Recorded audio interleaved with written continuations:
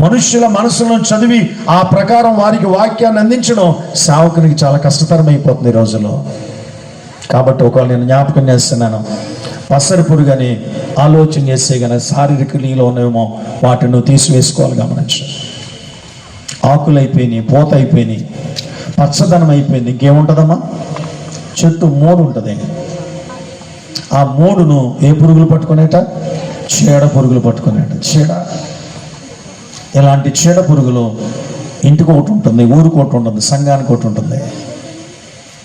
ఈ చీడ పురుగున్న గుణం ఏంటంటే కనుక అసలు చెట్టు మొదలే లేకుండా చేసేది. ఇది మొదలంటూ ఉంటే ఏదో ఒక రోజుని చిగురిస్తుంది.